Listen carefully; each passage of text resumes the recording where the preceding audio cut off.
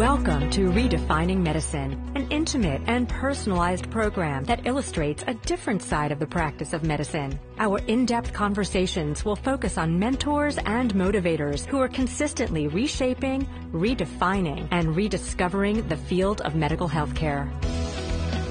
I would like to welcome Dr. Felice Gersh, a board-certified OB-GYN who graduated from the prestigious Fellowship in Integrative Medicine at the University of Arizona School of Medicine. As a graduate of Princeton University and University of Southern California, Dr. Gersh was recognized as the most accomplished female medical student and was awarded entry into the prestigious Medical Honors Society, Alpha Omega Alpha.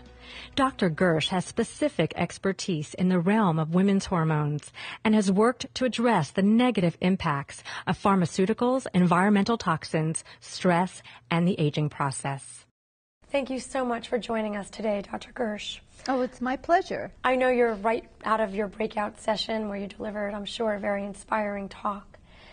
So what would you hope would be the number one, single most important message that you would have been able to deliver? It's really clear. Estrogen has been the most maligned of hormones. It's really unbelievable. It's really the master of metabolic control in the female, and as such, it's involved in everything. And reproduction is just one small aspect of what it's involved with. And basically, there's a receptor for estrogen in virtually every cell of the body.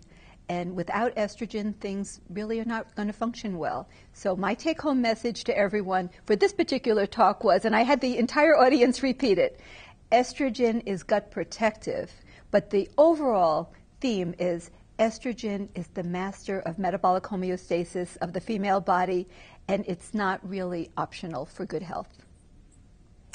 So what does it mean to you to be in a room delivering a talk like that to, whether it's dozens or hundreds or some, potentially, 1,000 people if you get on the keynote stage? What does it mean to you to be able to deliver a talk like that in front of like-minded physicians like yourself? It really means the world to me because I've been in practice for many years now, and I have a mission. So I have actually several missions. One is to care for my patients because I'm still primarily a full-time practitioner. But it's really to leave a legacy because it's important for me to have an impact not just on one-to-one my patients, but really on other doctors, the future of American medicine, to change it, to change the whole paradigm from the, pill to the ill into looking at each individual as the unique person that he or she is, and then formulating a real plan that makes sense based on real physiology, the real functions of the body, not just what symptom can we try to cover up today. So being invited to the A4M to have this opportunity to speak not just in person, but these things are recorded. Who knows, down the road who might have access and listen. It really makes me feel like I'm making a difference. It's one of the ways I feel I have real purpose as a physician. So let's go back to when you were in your early days and what was the initial motivation for you to study medicine? Well, way back, which is now many, many years, I grew up in a family that gave a very limited group of options in terms of what you could be when you grow up. It was very open. Being a woman, there was never any question about that you should have a different career path or no career path if you're a woman. In my family, it was you can do whatever you want and no difference between the boys and the girls. But my parents presented you could be a teacher, you could be a doctor, or you could be a lawyer. Somehow that just became the selection. I didn't have what a lot of people have today. Well, it's like you could be one of hundreds of things. So in some ways that made it easier. So I thought about it, and I was good in science, and I was really always a people person. And I didn't really think I liked the sort of confrontational thing of being a lawyer. And I thought, well, if I'm a doctor, I'm also a teacher because I'm teaching my patients, and who knows where the future might be. Like now I'm teaching other doctors and other healthcare professionals. So I chose being a doctor because it seemed like that was really a logical path for me. And then once I got into medical school, I went through the different rotations, and after I did obstetrics and gynecology as one of my rotations. I said, that is what I want to do. It was exciting and variable, and I got to know patients over, it wasn't just like a one-time deal where you just do a procedure and then they leave. I had a relationship with my patients. I had the adrenaline surges when things happen. You know, in obstetrics, you never know what's going to happen. And so I just loved doing obstetrics, and I practiced it for many, many years. But then the time came to give it up because my own health was going to suffer from all the nights and such. And that's really how I ended up going down a different road from conventional into the functional medicine world. Was it a specific event, or was it just a handful of events, or what was it that was the catalyst for that? It was that I lost a lot of purpose when I gave up obstetrics, because that was a very big focus of my career. I did gynecology. I was a very busy surgeon. But I kind of got my, the warm and fuzzies, primarily from doing the obstetrical part. And after I gave up obstetrics and I had, I guess, more sleep, a little bit more time, I said, you know, what am I doing? And now I'm just doing GYN, and it seems like my toolbox is really limited. I can do surgery, and I was excellent as a technician. Every technical procedure that came out, I did. I actually taught surgery for over a dozen years to residents at USC Keck School of Medicine. So surgery was something I was very comfortable with. I did a lot, but I didn't really want to do it forever. And I thought the more I kind of had time, it's like, why are we waiting until people have end-stage disease and we just watch and we say, when it gets really bad, we'll do surgery? It's like, can we be a little bit more proactive with this? And so the treatment for everything seemed to be either surgery or birth control pills. It's like, this seems like a really limited toolbox. And then there were a few other pharmaceuticals for like overactive bladder and for migraines and things like that that I dealt with. So as the pharmaceutical reps came through my office, we had a steady parade of pharmaceutical reps coming through. For the first time in my career, I said, show me your studies. I want to see exactly how this drug came on the market, because my career spanned what I call the heyday of big pharma. It seemed like over many years, like every month, there was the new blockbuster drug that came out. And I was first out. I was an early adapter of every pharmaceutical, and sometimes I got burned. I mean, a lot of times I got burned. It's like after a while, it got taken off the market or got a black box warning on it and so on. It's like, or it didn't seem to be very efficacious in my personal use with my patient population. So as these reps came through, I said, show me your data. And when I really sat down and looked at it, it's like, this isn't really much different than placebo. And it looks like if you went out a little longer, it actually matched placebo. And it really has a lot more side effects than placebo.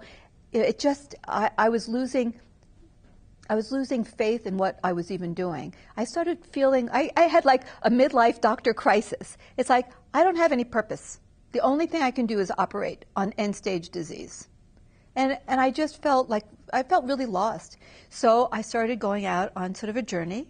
I started taking courses with, I didn't even know who they were, with naturopathic doctors. It's like, who are these people? And I started going up to Oregon and to Portland, and I started taking these courses. I said, these are really, nice people, but they're not me. I'm an MD, they're NDs. We have different backgrounds, but yet a lot of what they say is making sense. They're using herbs, they're using more natural lifestyle approaches, but I still felt like I had no mentor, I had no direction, no real plan. And I was at one of those conferences, and an MD was there, the only MD, and was giving a lecture on an integrative approach to migraines. It just happened to be. And I went up to her afterwards and I said, it was Dr. Lowdog, and I said, Dr. Lowdog, you and I are the only MDs in this entire room. Everyone else is a naturopath, and I feel completely lost. I don't know what to do. I have no mentors. When I go back now, I feel like I'm sort of in conflict with my doctor friends because we're actually thinking differently. I'm thinking pharmaceuticals should not be the only approach, and it's not really getting to the root cause of any problem. And the solution in OB-GYN is always surgery or birth control pills. And she said, in like a week or two, the new fellowship program starts at the University of Arizona School of Medicine, so you should join my fellowship. and you should apply. I'm sure you're qualified from our little conversation. So I went home. I filled out the application. 2 weeks later, I was in Tucson. And I did the 2-year fellowship. And I loved it, but it wasn't enough because it really dealt wonderfully with mind-body medicine, but it didn't really get into enough of the functional medicine for what I wanted to do. So I went and started, but now I had direction and focus and purpose. And so I started taking a lot more courses in functional medicine, which was a wonderful adjunct to the fellowship. So it's like great. And then I aligned myself a lot with the A4M and became a speaker here and went to all the conferences, multiple conferences year after year, and actually like every few months because, it would be here and in the Las Vegas.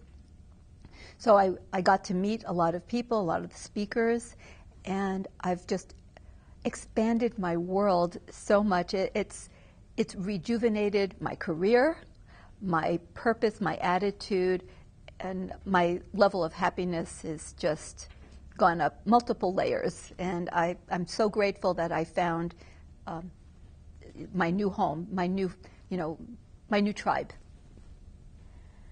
How did you initially implement everything you were learning into your practice?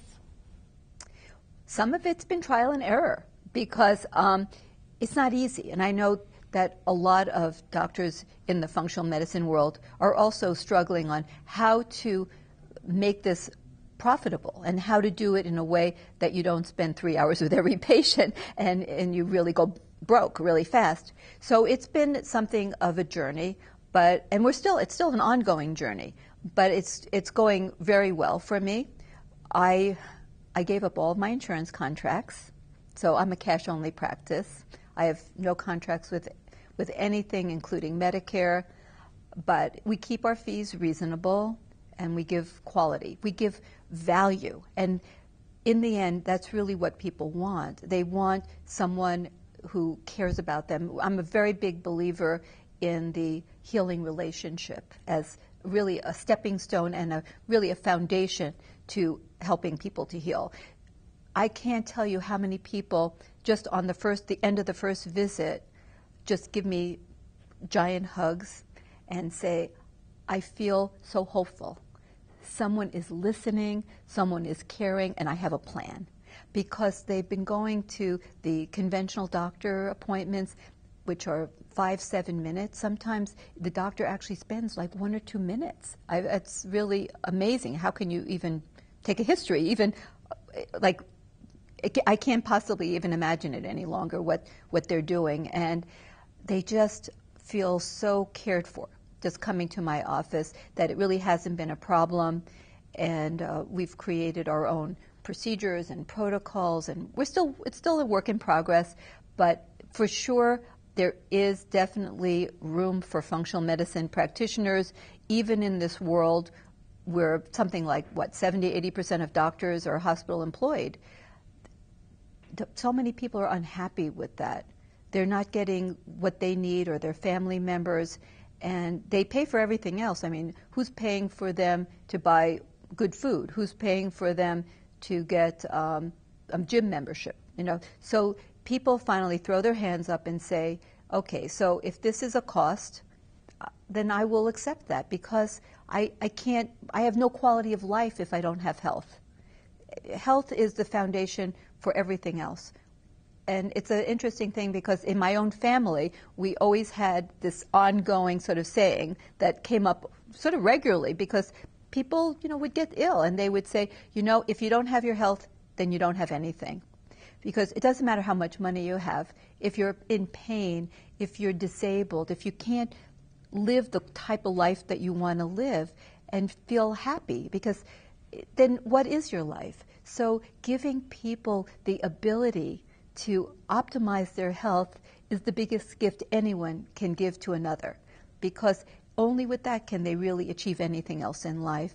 And people are willing to go to a doctor like myself who is a cash practice and pay so that they have that possibility, because it's like everyone in this world now is sick. I mean, everyone has something because we're all involved with the same toxic food. No matter how hard you try, you're going to get different toxins in your food, and there's so much about air pollution. I mean, there just is what it is, you know? So everyone is exposed to more toxins than they should, and everyone has different capabilities of handling it, but everyone has something, you know? So it's a question of looking at each individual and then helping them to get on the path to optimizing their health. And that's what's happening with doctors like myself in practices like mine, where we practice functional medicine and really care about the person and look at them as someone, not just a number, which is what's really happening in the conventional medical world. The doctors are so burnt out. I know so many of them. They're so burnt out and so frustrated with their very tiny toolbox and their very minimized visits in terms of time. They're unhappy, and the patients are unhappy. And through functional medicine training, education, and creating a practice where you really show the patients that you care, they will come. You know, the old saying, you know, if you build it, they will come, and they will. You just have to get the right staff and build in the right procedures so that the patients know that everyone in that office is together on the same team there to help them. What advice would you give to one of your colleagues who's potentially teetering with the idea of transitioning to an integrative practice? So for every doctor, they have to look at what do they want for themselves, for their families, and what are they willing to do? Because going out and transforming yourself and becoming a functional medicine doctor is not going to be like an overnight kind of a process. Are you going to really put in the work? Because this is work. For doctors to be successful as functional medicine doctors, they really have to make the commitment to the time, the cost, because it's not going to happen in a matter of a few days or weeks. It's going to be, to really become expert and feel really comfortable, I would say a minimum of 2 years in terms of really learning the foundations of functional medicine.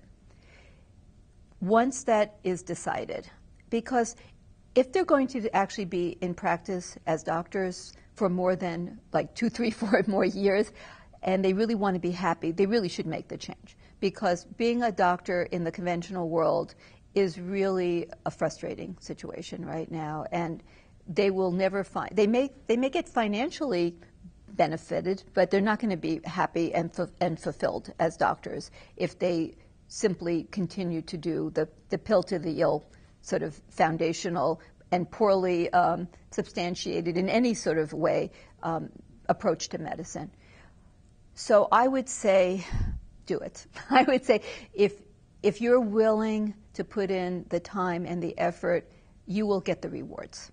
But you know, it's like no one becomes a concert pianist in a day. If you're going to do that, how many hours are you going to spend practicing? So you have to go in with your eyes open, that you have to go back and start foundationally relearning a lot of things. I can't tell you how many hours I spend learning what is the Krebs cycle and learning about cell biology and physiology. I had to learn a lot of basic science things about genomics. I didn't learn these things in medical school because a lot of them were not even around then. And what I did learn, I long ago forgot, because in the way that medicine is today, doctors are not really called upon to use their foundational knowledge. They're really, the way that Big Pharma has sort of trained them is to dummy down the entire approach to medicine. It's like, in fact, it's so funny, really. I remember a pharmaceutical rep that came to my office a number of years ago and brought in a checklist of 5 questions and said, ask your patients these 5 questions. If 3 or more come back with a yes, then you should prescribe this drug. And it's like, doesn't this drug have like a lot of side effects? It can give you metabolic syndrome and all kinds of other. Well, yes, but that's okay. You know, you'll get more benefit. And it's like, isn't this like a psychiatric drug that really should be prescribed by someone with maybe specialty training? No. Just here's the 5 questions, and you just ask them, and they just check, 3 out of 5, and you just prescribe this drug. How this drug works, why you should use it, what's the exit strategy I found there's never an exit strategy. Once you get on something, it's for life. So that's the kind of approach that doctors have been trained with. You just ask these few questions, you give this drug, and you don't have to really understand how the body works. Well, that's not what functional medicine is about. You really try to understand what's really happening in the body so you can evaluate and look for root causes. And so that's not going to be learned in a few minutes. So the doctors, I think, who do not go in with recognizing that they're going to have to do some work, they're going to have to learn, but it's so wonderful to learn. I just find learning to be the most exciting thing. So this will not apply to every doctor out there. But if a doctor is even thinking of this, they've already made some big thoughts. Big thoughts have come in through their minds, because you don't start considering going into a functional medicine career if you're already not dissatisfied with the one you've got. So the doctors that are thinking about it, they've already come that far. They should really explore it further and maybe even just put their toes in a little. Come to one of these conferences, meet other doctors, talk to, I love interacting, especially with what we call the newbies, the ones that are just trying it out, and just see what it's like, meet doctors who have jumped in fully, like myself, and have made a successful career of it, and understand what it takes. And I think that would be what I would suggest, because I'm just thinking it out as we're talking, because no one has really asked me that question before. So I would say go in with your eyes open, test a little bit, what's out there by coming to an A4M big conference like this one, or go to the next one, that's whenever that's going to be, depending on who's watching this when, and meet doctors who are already involved, because they will tell you, not just like I'm telling my path, they'll tell their path, and every path leads down the right direction, into the right direction, which is helping your patients. Because there's no one that went into medical school with the goal of not helping their patients and just trying to have a career, because you wouldn't go through all that sacrifice and all that work. So remember why you went into medicine and what is making you unhappy now in the career that you're in the conventional world. And then swallow hard and say, I'm going to do what's best for my patient. Because isn't that what we said when we took the Hippocratic Oath? And what's best for your patient is to learn functional medicine and to care for patients, getting to the root cause and really helping them to get back on track to find optimal health. What advice would you give them to overcome any criticism that they might receive from their peers? That's the beauty of being part of this group, because we're like a support group for each other. And I totally identify with that, because I have worked to get a lot of patients off of pharmaceuticals, but not just take them off. I mean, we don't just take people off of things. We offer them a different option, trying to heal what's wrong, like whether working with their gut, working with their stress, sleep, hygiene habits, and so on. So getting to the root causes and then finding other solutions. Because so many people now are on antidepressants and tranquilizers and sleeping pills and drugs that block stomach acid, the PPIs, and I see these people, I'm sure everyone is seeing these patients, and I'm trying to help them to get off of these drugs, because I could rattle off all the side effects, dementia. I mean, everything sort of leads down the path to dementia and cardiovascular disease. So these are side effects that are real, and these pharmaceuticals don't address the real problems. So I work with them, but then they go out and they see other doctors, and they do give me grief, the doctors do, through the patient. They'll say, why is she taking you off that drug? It's really good for you. You should be on it. And it puts me at odds, which I hate, that I'm at odds. And I'm always looking for other doctors in my community that are sensitive to functional medicine goals and ideals. But you have to be strong. You need a good spine to take criticism from other doctors in your community. But it's growing, and there are plenty of doctors like myself who are there to support you, and you need to find your little tribe like here so that you'll see you're not alone. And the first response to anything new, it doesn't matter that it's right, it's just new or different, is always sort of ridicule. It is. The first response when someone doesn't know something is to ridicule it. So people need to know that. They have to be strong. Anytime you go against the popular, the most common thing, you're going to take some abuse. But when you know you're right, it's so much easier. It is so much easier to withstand the negativity of other doctors in the community. And more of them are looking for it for themselves. That's the funniest thing, because the other doctors, they have themselves as patients, and they have family members. And I have more and more of conventional doctors and their families coming to me because they're not getting what they need. So it's amazing. It's very doable. You have to be a little bit strong, but it's getting easier because the people who had it the hardest were probably from 10 years ago. It's getting easier now because no one knows what to do in the conventional world to really help patients. So when it's their family, suddenly they're showing up at your door. It seems to be a common theme that if it happens to them and they're taking all these pills for their ills and they're not getting better, or their family member are, and nothing's happening. So that is a common theme that I do hear from physicians as to what was the initial impetus for them to seek alternative therapies for themselves or their family members. Additionally, I find it fascinating how many emergency room physicians have left the ER and joined this crusade because the pill for every ill, as you said, was not why they went into medicine. And to be able to, in the case like a practice that you have, to develop a relationship with your patient as well as to actually get to the root of the problem, that's why you go into medicine. So it's fascinating. It takes some doctors longer than others, I guess, to get there.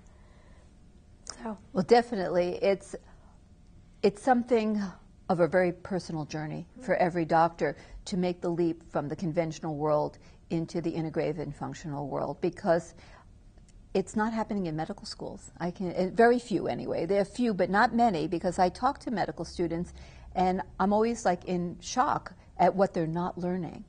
They come out and it's like, you need to go and take functional medicine courses because they're not teaching you everything you really need to know to be a really fully equipped and competent doctor. So can we talk about you personally a little bit? What do you like to do in your spare time? Well, I have 4 children, and 3 of the 4 live in a different state than I do. So my free time is spent trying to go and visit them. I have 5 grandchildren, and I want to be part of their lives, and they all live in other states. So I love to go, because it's very hard for them with their families to come to me. It's easier for me and along with my husband to go get on a plane and fly to them.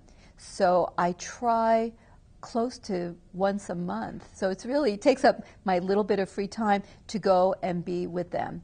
And once we get there, we do lots of fun things. We go to parks and zoos, and sometimes we go skiing because they live in Utah and in Colorado. So we do lots of outdoorsy things. We go hiking. We just have lots and lots of fun. But that's what I use a lot of my free time for. Otherwise, when I'm just home, I have incredibly little free time, to be honest. And it sounds weird, but I actually enjoy reading medical literature. I mean, it's sort of because I do. I'm sort of a junkie on reading and going to conferences. I really find Seeking more and more information. I do. I just think it's really, really fun. I get lots of scientific sort of magazine, journal kind of things, not just straight ones. Like Science magazine. That's written actually for the public, but it sort of consolidates a lot of scientific articles. And when I do have some free time to go and actually do things like skiing or go to the beach, because I live like 3 miles from the beach, and I love to go and I do my earthing and walk on the sand, and I have a nice backyard and I like to sit and relax. So I do have a little bit of free time for relaxing and having fun, and I have wonderful friends, and we go to the movies, and I go to a lot of shows. I love the arts, and so I love music, and I go to concerts. So, and I like eating out at organic restaurants. So, speaking of which, so what kind of dietary lifestyle do you have? I am very strict. I only eat real food. And I have a rule, I call it Dr. Gersh's Law, that I share with all my patients. It's very simple. Everything you eat should taste wonderful, be good. You know, why should you eat food that you don't like? But, and this is with very rare exceptions, I like to say, okay, if it's somebody's wedding or, you know, a big event, maybe. But otherwise, everything you eat should be good for you. There's so many foods that are wonderful for you. Why should you eat foods that's bad for you? By definition, food should be nourishing, not poison. So I'm very strict. I try to walk the talk. So I really restrict myself to whole foods, real foods. I eat tons of vegetables, which I tell my patients, you should try to eat 5 to 6 cups of vegetables a day, half of it raw. And I get pretty close to that on many days. Sometimes like, oh my gosh, can I take one more bite? Sometimes I have to leave the last bite. I just cannot take one more bite. But I really work very hard to be a role model for my patients. I feel that that's what a doctor should be. I just think it's so ridiculous if you go to your doctor and your doctor looks really ill. You know, now things happen to people, but if they have a really terrible lifestyle, then what kind of a role model is that? So I'm very strict about what I eat, and I love vegetables. Fortunately, my husband is the cook, not me, and he comes up with all these. You know, and he goes online and Did I read recipes. He works with you in your practice? Yes, my husband is doing his second career. He used to have an advertising agency, and he moved on from that. And he was always, I call it, a gym rat. And everyone was always asking him advice because he was always kept up on, he read all the magazines about exercise and health for men particularly. And he became the go-to at his gym. And I said, you know what, you are way too young to be retired. So why don't you do what you seem to be doing anyway, only get a degree. And so he did, and he went back to school. Well, I was learning functional medicine, and he was learning how to be a fitness specialist officially. And so he got his degree, and after he had already an undergraduate degree at Princeton, he had a master's degree from USC, but then he went back and he got his fitness education and certification and degree and so on. And so in my office, he functions as our fitness specialist. And we do what is actually promoted by the American Medical Association, which is fitness is a vital sign and exercise is medicine. So he does fitness assessments, exercise prescriptions. We have a high-end body composition device so that everyone can get their really high-end body composition, because you can't monitor what you never measure. So we can actually measure their fitness status, their body composition, and then he gives them exercise prescriptions. He does some small and individual fitness classes. And we, once again, we try to walk the talk that part of health means movement. It means exercise. The body was meant to move. And so the data is so overwhelming that exercise is the answer to pretty much everything on top of the other ways of dealing with it. There's nothing that doesn't seem to benefit from exercise. So we try to incorporate that into all our health plans for every one of our patients. So he is, a very key member of my team. So just to wrap up, where do you hope to see yourself and your practice in 5 years? Well, I intend to be out there practicing for many more years. But if we limit it to 5 years, I do have dreams. And what I would love is for my practice to be the really mecca for women's health care in the country or in the world, as an integrative functional women's health specialty person with a board certification in OB-GYN. I'm really the advocate for everything for women's health. And we're trying to create just amazing programs for women in terms of how to maximize your health and your baby's health.